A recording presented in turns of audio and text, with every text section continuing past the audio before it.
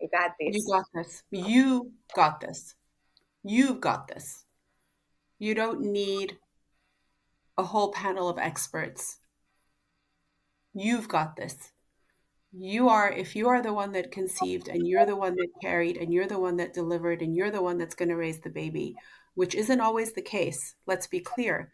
Children are adopted, there's surrogacy, there's all sorts of scenarios where humans come into the planet. But if you are the birthing person and the mother and the one who's going to raise the child, you've got this. And don't lean on quote unquote experts to take your power away. Experts are there to empower you, to give you information, and you will inherently make the right choice. You've got this.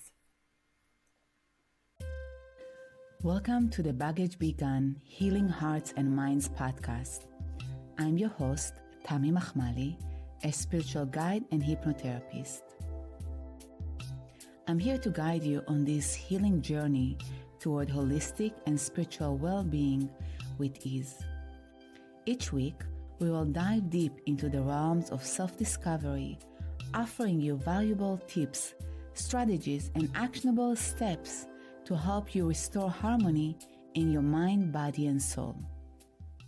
Welcome to another episode of Baggage Began, where we are all about healing hearts and minds, spreading love, and finding joy in our journeys. Today, we are diving into one of the most beautiful and powerful topics, motherhood. It's all about love, creation, and the sacred journey of bringing souls into this world. I am super excited today about our guest because she's not only an incredible expert in this field, but she's also a dear friend of mine. I've been lucky enough to witness her journey and her passion for supporting moms and families, and I truly admire the work she's doing. So I'm proud of her, and it's such an honor to have her here with us. Let me introduce you to the amazing Atoosa Benji. Atoosa is a licensed midwife, certified professional midwife, and certified doula trainer with over 20 years of experience. She's a teacher, healer, and guiding light for so many families. She's also a founder of Labor with Love and hosts her own podcast, Mama Tusa. Tusa, welcome to our podcast today. I'm so happy you're here, and I cannot wait to hear more about your beautiful journey. Thank you for having me, Tammy. I'm so excited to be here. And don't look for the Mama Tusa podcast yet. It's coming. It's almost born. So We can see the head, but the body isn't here yet. okay, so it's here. It's probably by the time we're gonna edit this podcast, you might launch it. So I'm very excited. We're just gonna put all the information in the show notes. Yeah, maybe the synchronicity will happen together. That would be awesome. So thank you for guiding the way. Atusa John, would you like to tell us about yourself? What inspired you to work on this incredible journey as a midwife and healer? How did your path unfold? Yeah, so I had my first child when I was 19, and I had a hard time. Not only was I not fully prepared for the journey of motherhood, I was definitely not well educated in birth and my options and how I could have done things. So I had a baby. I was very excited to be pregnant. The pregnancy was very much wanted and very much planned, but I had absolutely no idea of the level of out of controlness and disempowerment this journey would bring me. And I had a very, very beautiful pregnancy, very easy, went into labor, no issues, and birthed very, very effectively. And when the doctor came to check on me, I was about 5 centimeters. And I remember that the television was on at Santa Monica Hospital and Oprah was on. So it was 3 o'clock, 3:15, something like that. And I remember looking at the clock and he came in and I was in agony, completely unmedicated, didn't know one thing from another, surrounded by these loving women who actually were completely useless because they couldn't support me. They just did not know what to do. They just sort of stared at my suffering in horror and weren't able to be of service, even though they were there. They wanted to be of service, but they didn't have the tools. So he checked me and he was like, "Yeah, you're 5 centimeters." And I remember my grandmother was in the room because I lost my mother very, very young. And so my grandmother was my mother figure. And she said to the doctor, "When do you think our baby will be here?" And the doctor said, first babies, they take a while. She's 5 centimeters. I would say around 10 o'clock tonight, 9, 10 o'clock tonight. And I'll never forget, my grandmother turned to him, looked him straight in the eye, this little tiny Persian lady who spoke no English. And she said, "Baby here, 5 o'clock." And the doctor looked at her like, "All right, old lady, like go back to your little mountain and I'll see you later." And he just walked out of the room. So I continued to have very, very strong contractions for the next couple hours. And Ariella was born at 4:59 p.m. So when I was ready to push and I had this incredible urge to bear down, which really was a very scary sensation for me, and I didn't know what to do with the sensation until one of my aunts said, "Do you need to push? Is that what you're feeling?" And I was like, "Yeah, that's what that weird, strange feeling is. That's what I need to do. I need to push." So I started pushing, and immediately the baby's head started to come out. And the nurse freaked out, put her hand on top of the baby's head, and literally pushed her back in, just provided pressure so that the baby could not come out, and looked me dead in the face and said, "Do not push. Your doctor is not here. You cannot have a baby right now." So in the meantime, my grandmother, the little old lady who knew all about birth, was like, "Take your hand off, you're going to kill the baby." And the nurse was like, "No, I'm not. There's no doctor here. She can't push. Wait." Anyway, long story short, babies don't wait. Ariella was born. She was born without, anyone in the room other than me and my grandmother and the nurse. And the nurse very angrily delivered the baby and cut the cord and put the baby on the side. And the doctor walked in 15, 20 minutes later, equally angry that the nurse had not called him on time. So the whole experience was one of disempowerment, confusion, fear, distrust, and anxiety. And it wasn't until, and I had a very hard time breastfeeding Ariella. I had a very hard course of postpartum depression, postpartum anxiety, a lot of compulsive behaviors after I had the baby, just, from the hormonal shifts and I think from trauma and past trauma.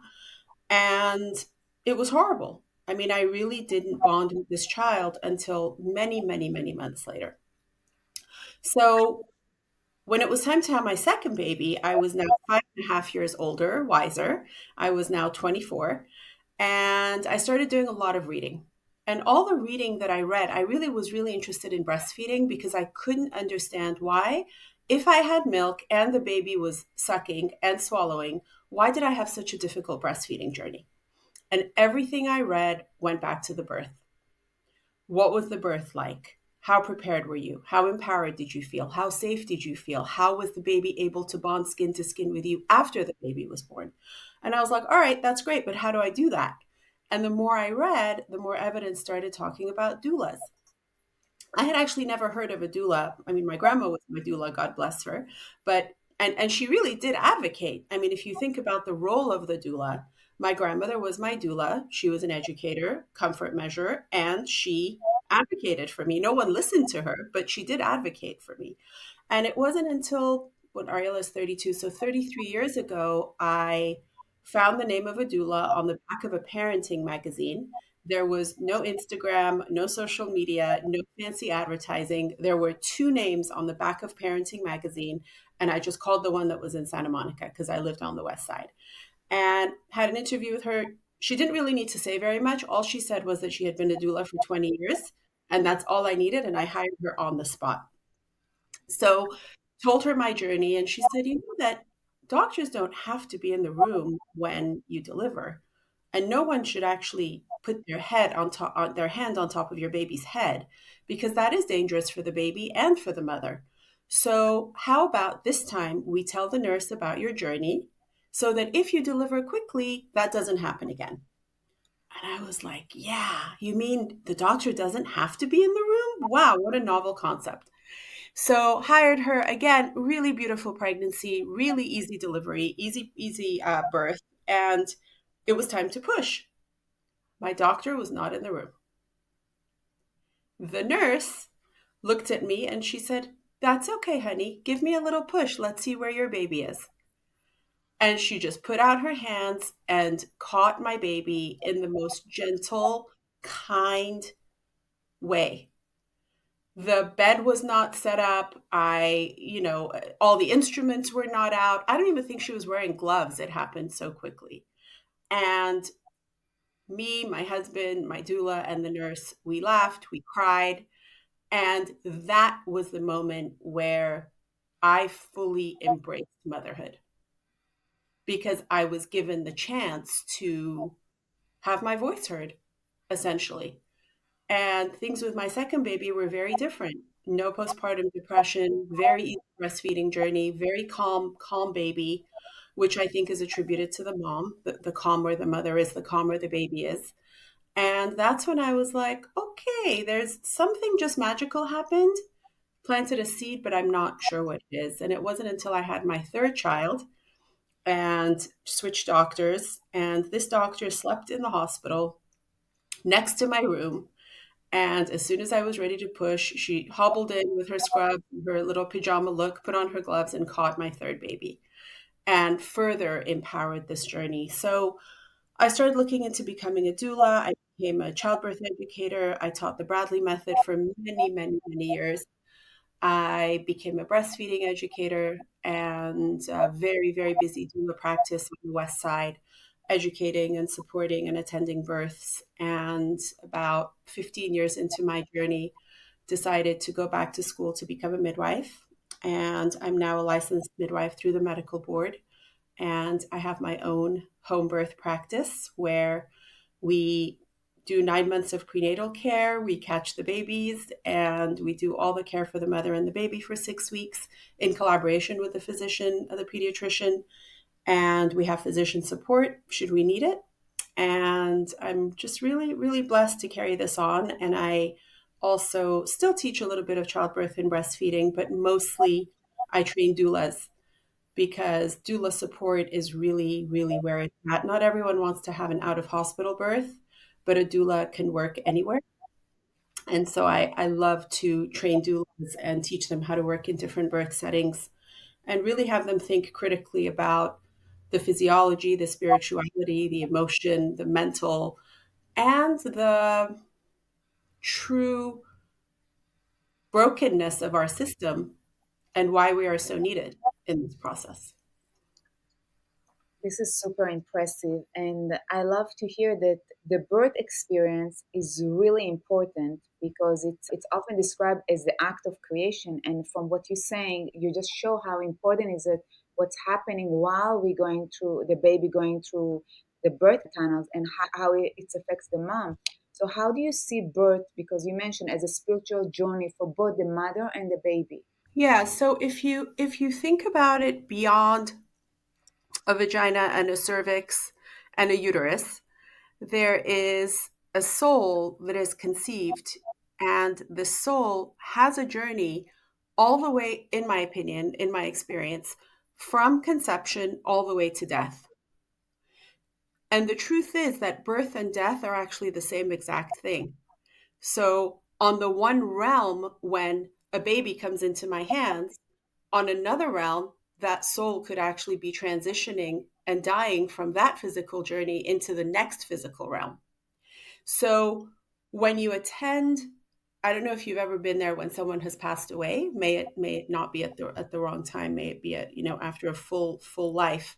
But when someone passes away and you're waiting for that person to take their last breath, it actually has the exact same energetic frequency as when a baby is about to be born. It's got this unknowing, waiting, being completely at the mercy of the universe to put the breath in or take the breath out. And so when the babies come in, they've already had some sort of soul journey, obviously on other realms, but they've had this journey in utero. That journey has included possibly choosing their parents. That's one philosophy, that you actually choose your parents because those are the the people who set the foundation for your evolution on the planet, which actually puts a lot of responsibility on us, right? Choose your parents wisely. Um, but also, this baby has heard voices and has felt energies and has gone through chemical exchanges with the birth mother as the mother has gone through these 9 months. So when you think about what was happening at the moment of conception, did that person feel in complete openness and passion and readiness for the soul to come in? Did the conception possibly happen when it wasn't a great time in the person's life? Was the conception a result of an act that actually wasn't fully consented? All of these are things that from our inception affect our soul journey, essentially. So when this baby is ready to come down this passage and to be born, whether they are born vaginally or they are born abdominally by cesarean section, this baby is now coming into essentially the beginning of where their soul is going to travel to get whatever it needs on this earth. So all the people who are present at the birth have actually been chosen to be there. It's the same thing as when someone passes, when they say, grandpa is sick. I'm traveling to Utah to see grandpa before he passes, but grandpa passed the minute that you landed and you weren't actually able to see him. Or grandpa held on for that last 3 seconds until you walked in the door, kissed his forehead, and then passed. All of that is divinely timed.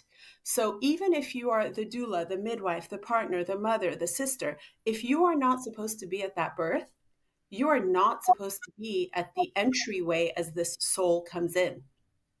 And there's a tremendous amount of humility that has to go into that this birth coming in is actually this soul coming in a body is way bigger than me. I'm just here to facilitate this entrance and to give it blessings as it enters, but I actually have very little control of how it passes, when it passes through, and what its journey is going to be and when it's going to leave.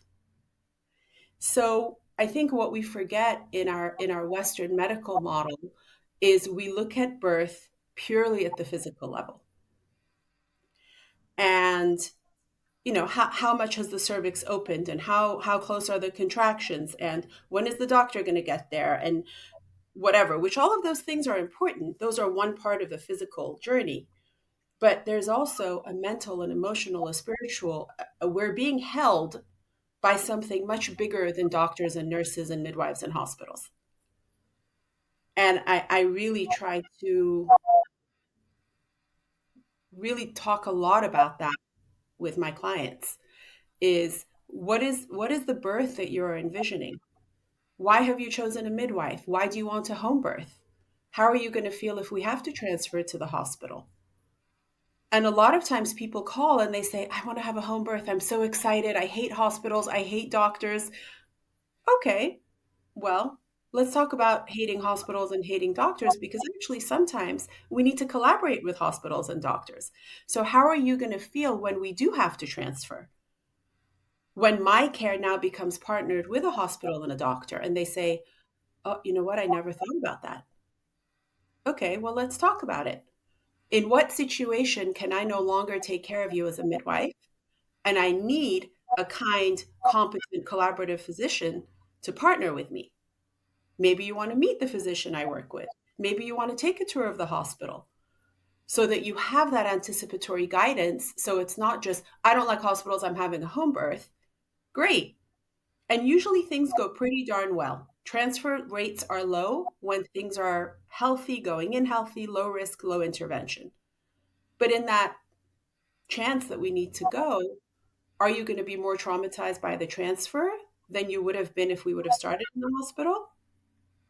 And why are you actually doing this? What was your own birth like?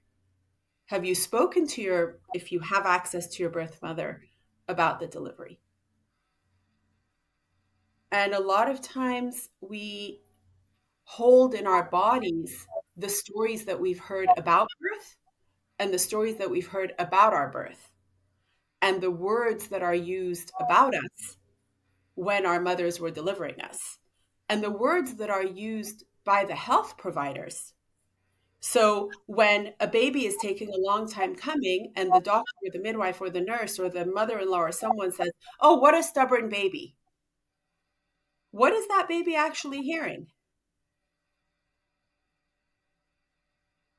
When the baby is born and you say, "Oh my gosh, look at those fat thighs." What is that baby actually hearing? When the baby is born and you say, "Oh, you're much smaller than your brother." What is that baby hearing? When we put that baby on a scale and we measure the baby and then make a comment about the size of the baby, what is that baby hearing? What's the vibration? So when we use words, words have vibrations, words have energies, and words can penetrate into the soul and the spirit and affect the baby and the mother, right? So when I believe, and I always tell Ariella, your head was actually pushed in and you had resistance. Possibly, sometimes when she and I are talking about something, she feels resistance even where there is no resistance. Because that was her first physical experience on the planet, was someone pushing back at her.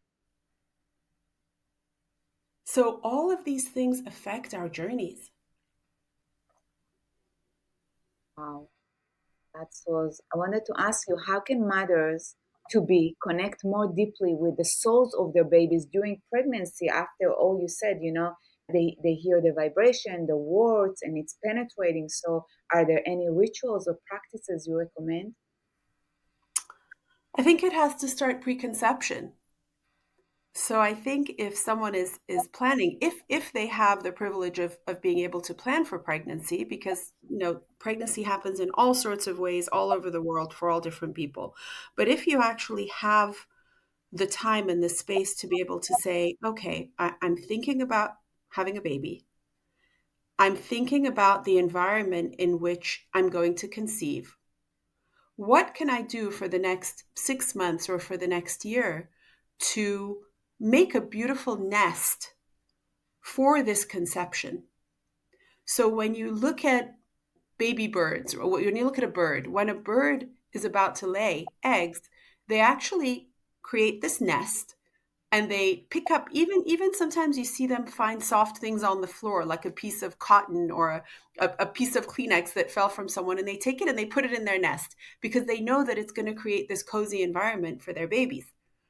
So think about your womb, which is the physical aspect, but that think about your spirit. Where's your head? Where's your heart? What is the alignment? And what can you do to welcome this soul in? Does it mean that from the very basics on the physical level, do you need a little more exercise? Do you need to do a little blood panel and see where maybe you need a little supplements or you need to eat better? Should you be walking every day? What's going on mentally?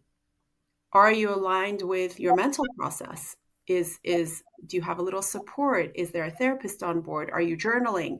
Are you able to tap in emotionally with where you are and your readiness to host this soul for the next 9 months? Because we host the soul for 9 months and then the soul is out in the world. And then from a connection level, I think that if it's possible for the birthing person to write a letter to the soul and say, hey, I'm ready. My home is ready to host you. So if you decide to choose me, welcome. This is who I am. This is what I bring to the table. And I invite you to my home. So that there's this openness of the clarity that I'm going to be hosting you, but we're two different people who are going to be on the same journey for some time until we part. So the preparation, and then actually during pregnancy, beginning to connect with when you hear the heartbeat for the first time, when you feel the movements for the first time, when you're aware that there's another being inside of you, writing letters to the baby, talking to the baby, praying with the baby, meditating with the baby. This baby feels the vibration, and when the mother doesn't feel safe, the baby doesn't feel safe. And we know that from so much research now, that from the so let's talk about this a little bit, because I think it's important. When a female baby is inside the mother, that female baby has two ovaries, and inside the two ovaries are the little eggs that are actually formed during pregnancy. So we actually have all of our eggs as women. We have all of our eggs when we are first born. Men produce sperm all the time, but women have the same eggs from when they developed all the way through their lifetime. And they menstruate and they ovulate and they go through all of these hormonal processes of ovulation, possibly pregnancy or not. But the number of eggs that we have are finite. So if you think about when a female baby is inside the mother, when the mother feels stress, anxiety, fear, the baby picks up on that hormonally. Can we agree with that? The baby gets cortisol, adrenaline, all the things that the hormonal cascade of stress, of fight or flight, the baby feels. But let's go a little bit deeper. One could argue that at the vibration level, the little tiny eggs, the little tiny egg cells that are inside this baby girl, who are going to be the next generation, actually pick up on that vibrational energy too. So when you think about it, we who actually were made of little eggs, from one little egg from inside our grandmother, our mother was inside our grandmother. So what was my grandmother going through when she was pregnant with my mother? What was my mother going through when she was pregnant with me, that my daughters felt energetically because they were the little egg cells inside my ovaries when I was inside my mother? So the maternal lineage of trauma and stress actually pass through generationally to our daughters and to our granddaughters and to their daughters and granddaughters. So when you see, and I know that you do a lot of that spiritual work and a lot of the hypnosis, you will see patterns that you are owning that actually belong to your mother or to your grandmother, that actually have nothing to do with you at all. But somehow when you were in there, you picked up that message erroneously, and then you lived it. And as whatever person you are, at some point in time, if there has been trauma or emigration or fear for life or death or disease or whatever has been, we're actually all owning that from our mothers. So what can we do? What can I do as a midwife or a birth worker to start to honor that soul as an independent soul that has its own journey, is really what a lot of the work is. What you said right now, just having the awareness about that can help so many women that thinking about becoming mothers, even the moms today, understanding how important is their words, their energy towards their children. Because a lot of time when I do the hypnosis, even young girls, that if they have anxiety of stress or shame and guilt, it can come from the womb. They feel their mom's voices. And a lot of time they have to disconnect from that and understand that this feeling is not theirs, and to just clear it and connect to themselves and to understand that this human being that come into the world have their own life. I'm just here a vessel that bringing them to the world, but they going to have their own life. So my next question is that many mothers carry emotional or mental baggage into pregnancy. How can they release this and create a more peaceful and loving environment for themselves and their babies? Ooh, again, I don't think it's only during the 9 months of pregnancy and delivery. I think it is. I think that especially as women, um, born women and continuing life as women, and possibly many little girls know that they want to have a baby one day, and some know very clearly that they're absolutely not interested. But for the ones who know, I think it's actually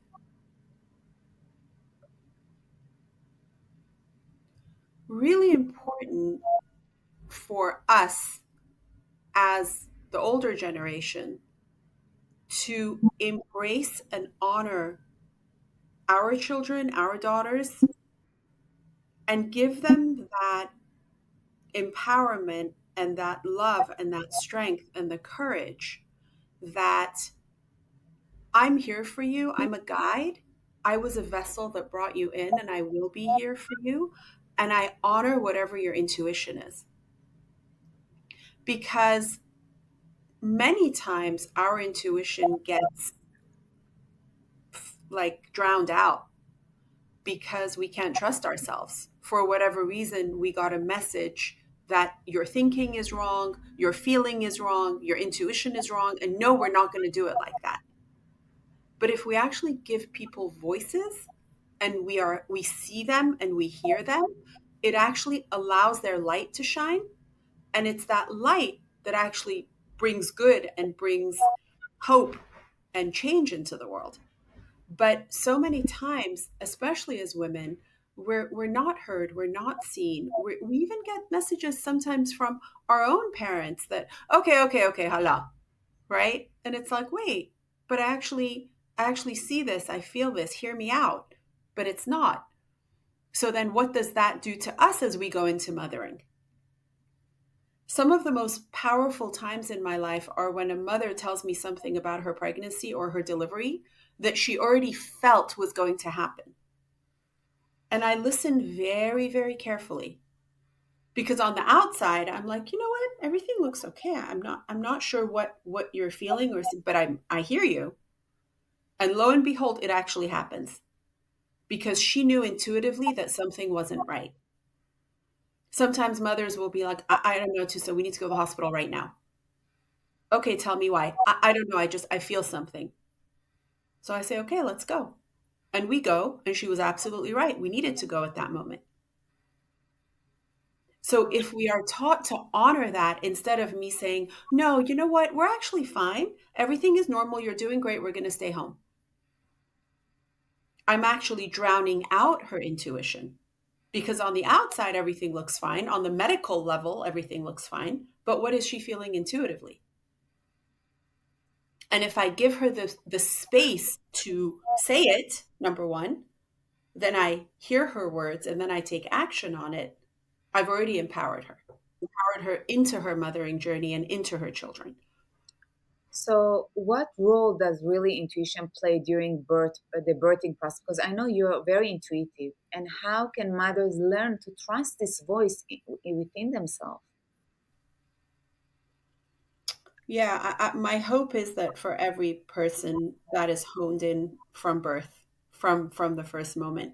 But for most of us, it's not because we're humans and we're survivalists and we sometimes don't work through our trauma or aren't aware of our trauma, or life doesn't give us the chance to work on our trauma. Life is busy. We're putting food on the table, we're working, we're doing whatever we're doing. We don't have hours to sit around and journal and work on ourselves, right? But I think that if we teach children to listen to that soft, still voice from a very, very young age, then they can carry that forward into their adulthood. So if a mother comes to me, let's say she's 2 months pregnant, and we actually talk about, tell me about your relationship with this baby. What does your baby feel like? What does your baby sound like? I'm already beginning to remind her that she's a dyad, she's in partnership with the soul. And so when that quiet, still voice comes in, we can actually turn up the volume instead of shutting it down. Because that quiet, still voice can be very scary because it tells you something that you may actually not want to hear. But if we're open to it and we're like, okay, tell me a little more, tell me a little more, and we hone in on it, then we might be able to actually have more quote unquote emotional control over what's coming, not physical control, because we don't have physical control. We have an illusion of control, right? I'm having a baby in December at so and so hospital on the third floor. Are you though? Okay. What if it's November? What if it's January? What if you have the baby in the car? What if your baby is born in your on your toilet? Right? What if you thought it was a girl and it's actually twin boys? What if you have a 10-pound baby, 7-pound baby? What if you planned for a cesarean, but your baby actually came out vaginally or the other way? We have no control. But the medical model creates an illusion of control. Because when that doctor puts on the white coat, we turn to him for our strength and we put our lives in his hands. And yes, doctors and midwives and people with white coats, thank you, God, that we have them and they have the training. But the illusion of control, it's actually not very accurate. You are as in control of your birth as you are of your death and everything in between.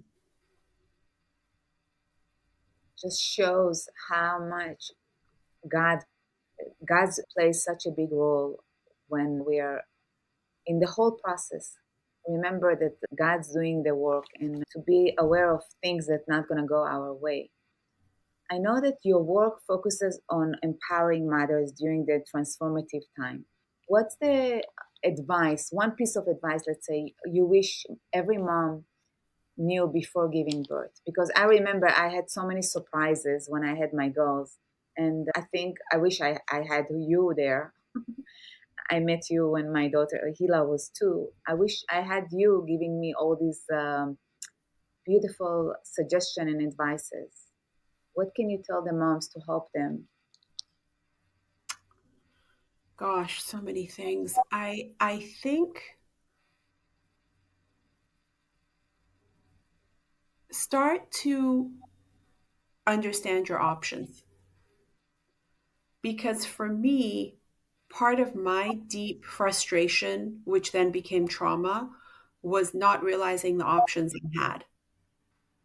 And so begin to look at your options. Where can you birth? What's a hospital? What's a birth center? What's a home birth? What's a midwife? What's a doctor? What's a doula?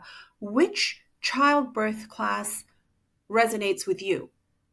Because your friend might say, hey, Atoosa, I took Lamaze and it was phenomenal. You should take Lamaze. But then you look through Lamaze and you're like, I don't know. Should I? And then you go against your intuition and you take it because your friend took it. It actually didn't resonate with you at all. So it doesn't help you.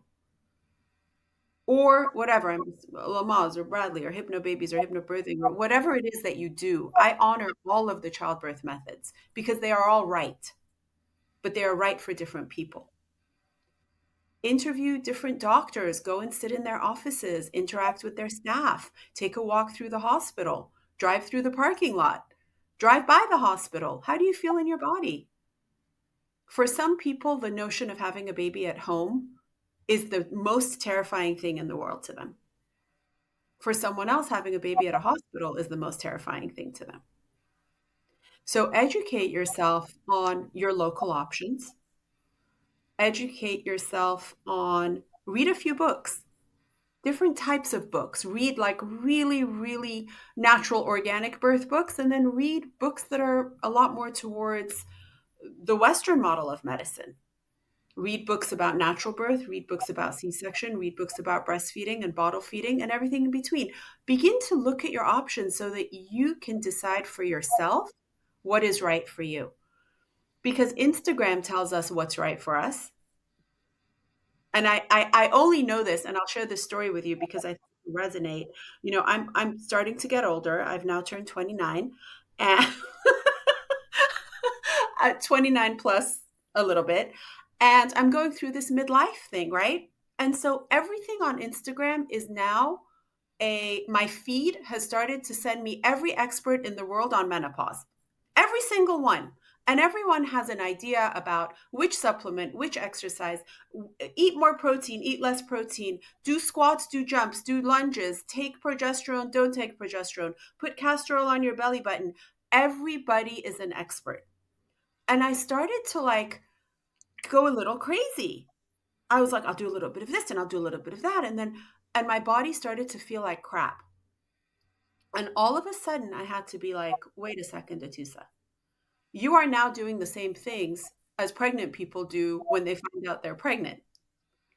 They start trusting the outside instead of trusting the inside. So I took some of those basic tenets of what these experts were telling me about menopause, and some of them are great experts, but I devised a plan that's right for me as I go through this.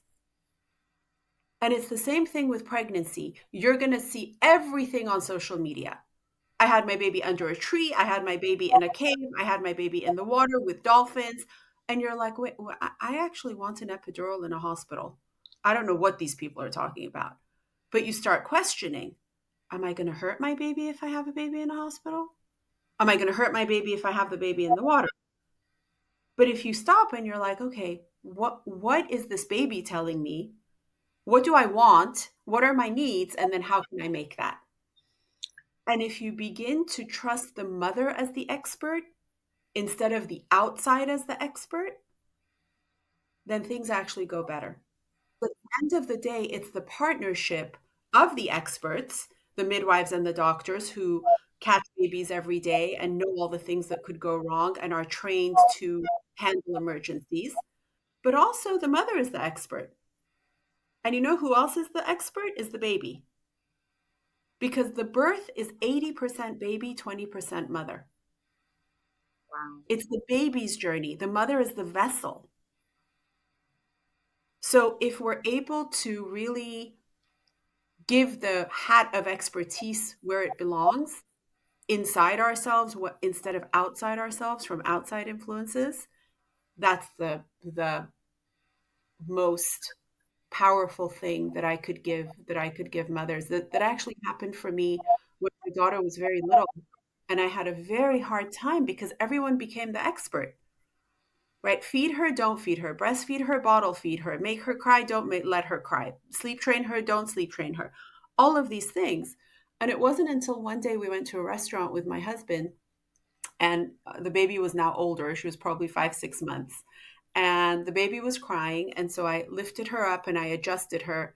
And there was a couple sitting behind us, an older couple, probably in their 80s.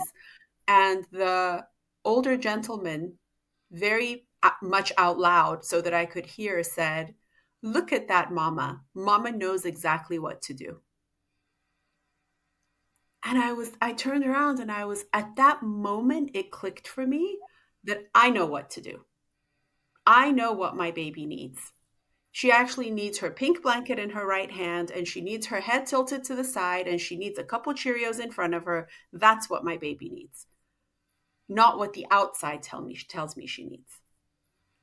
And so I'm able to teach that and talk about that with my clients, and then hopefully practice it in my own life, because no one is an expert of what's going on in my body at this phase of life. Only I am. I can reach to experts for book knowledge, but I'm actually the practical knowledge because it's my body. For sure. Long answer, sorry. No, I love that because it just made me think about postpartum because I had such a depression after I had my baby. So I want to ask you, can it really can be challenging for many mothers.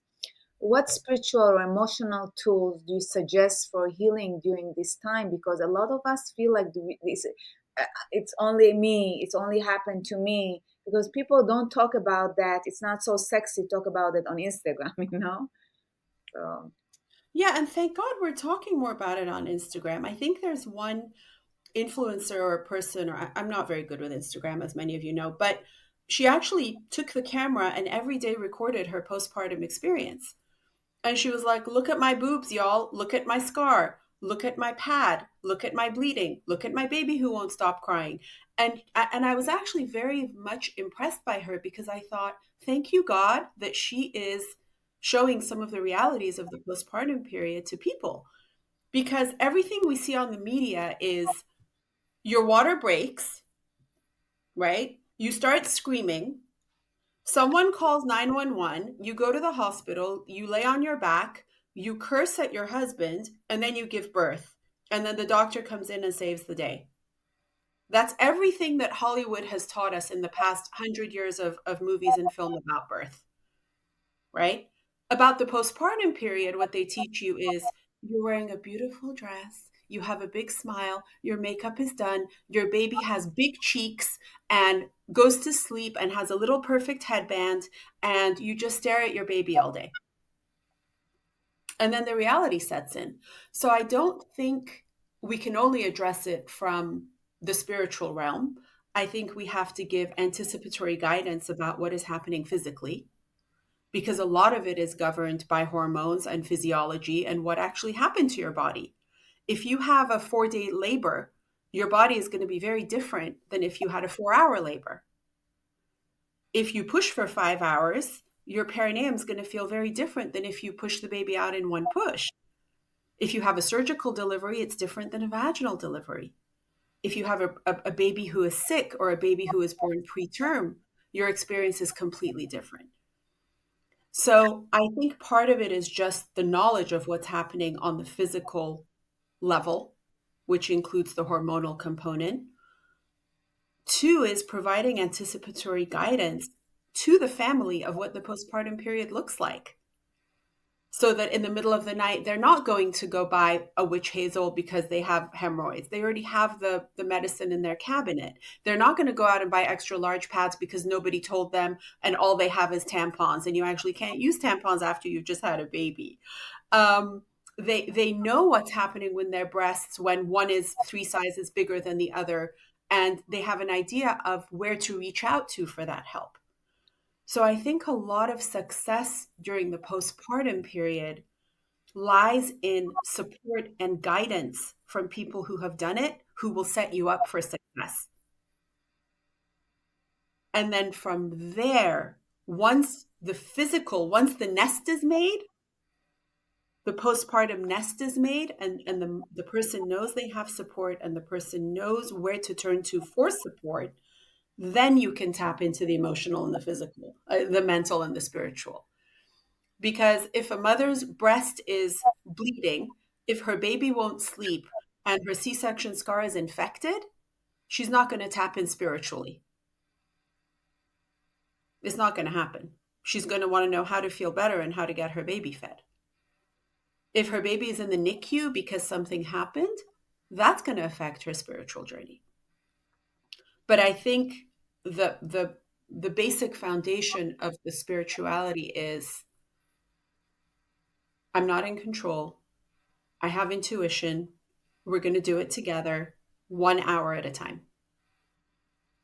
and learn together, because the mother is learning and the baby is learning. They're just learning each other. They're two strangers, really. So how can we expect for each of them to know what each other's needs are as soon as they're born? And one of my biggest pet peeves is when they show, like births in movies or in Hollywood, and the baby is born and the mother automatically is, oh, I love you, I love you, I love you, I love you. Yes, for some people that is absolutely their experience. I love you, I love you, I want to eat you up, I want to suck on your toes. Thank you for being born. For another person, it's absolutely not that. It's what the heck just happened? Who are you and what just happened?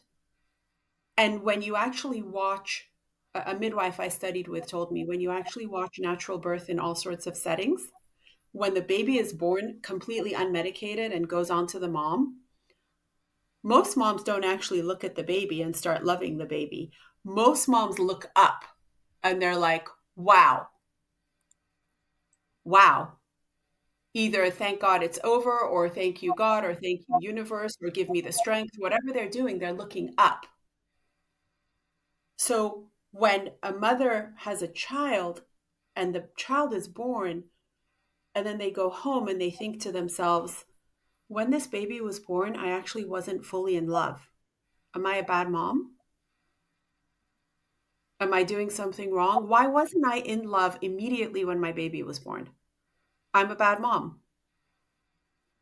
Because no one has actually told them that, you know what, in the first few moments, hours, days, weeks of birth, you may not be in love with your child. And that love will come as you get to know each other.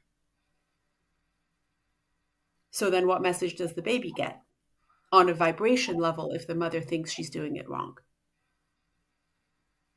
All of these things are interconnected.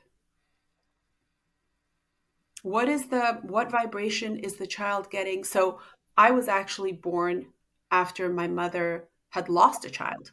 So my mother had lost a daughter, and then I was born, and then I stayed alive. What emotional vibration did I get when I was inside of her? What emotional vibration did I get as I was being raised? All of these things have an effect on us, I think. I couldn't agree more. And thank you so much for pointing out so many things that are unknown, and to understand that it's a journey, and that we're getting to know another soul that come into this world. And sometimes it's not perfect. You know, this road is not linear. There are hiccups in the middle of the road, and just to accept them, being in a state of I'm surrendering to whatever is, and it's not like in the movies. Before we let you go to Sejun, I would like to ask you one final question. If you could leave our listeners with one piece of wisdom, something to carry with them in their hearts about motherhood, birth of life, what would it be? You got this. You got this. You got You this. got this. You got this. You've got this. You don't need a whole panel of experts. You've got this. If you are the one that conceived and you're the one that carried and you're the one that delivered and you're the one that's going to raise the baby, which isn't always the case. Let's be clear. Children are adopted, there's surrogacy, there's all sorts of scenarios where humans come into the planet. But if you are the birthing person and the mother and the one who's going to raise the child, you've got this. And don't lean on quote unquote experts to take your power away. Experts are there to empower you, to give you information, and you will inherently make the right choice. You've got this. Thank you. I love that. And Atoosa, really, what is the right choice, Tammy? What is the right choice? Does anyone really know what the right choice is? We don't have a lot of control. Is it the right choice to have the baby in hospital A or hospital B? Well, yes, maybe one is closer, maybe one is nicer, maybe your insurance covers one. There's so many things that go into quote unquote the right choice. But at the spiritual level, we have to be completely surrendered because our lesson is going to be wherever it needs to be. And it may not be at hospital A or B, it may be at hospital C or on the stairwell on the way to the parking lot. We don't know. you got this. You got this. You got this. Atoosa Jun, thank you so much for sharing your wisdom Oh with my gosh, it was so much fun. It was lovely to be with you, and I love you. And I wish you continued strength and happiness and joy as you continue with this podcast, Thank helping lots of people. you. Where can our listeners find you and learn more about your incredible work? Go onto atoosabenjibirthservices.com for now. And then maybe, Tammy, you and I will do some editing once the podcast launches, and you can put it in your show notes where everything actually is. It's still a little up in the air. Hatching babies in between trying to launch a podcast has been a very interesting process. And I just want to say to listeners, if they're about to become moms and think about becoming a mom and they know other moms, they should call you because you're incredible. Because Thank motherhood is you. not just about bringing new life into the world, it's about transformation, growth, and so much love. Until next time, take care of your hearts and minds, and goodbye for now. And thank you, Atusa. I love you. Amen. I love you too. Have a good day. If you're curious and want to dive deeper, you are in the right space. I ask you to look within for all the things that you want to do, be, and have. Join me at the Baggage Began Healing Hearts and Minds podcast with new episodes every Wednesday as we discover the path towards healing and transformation.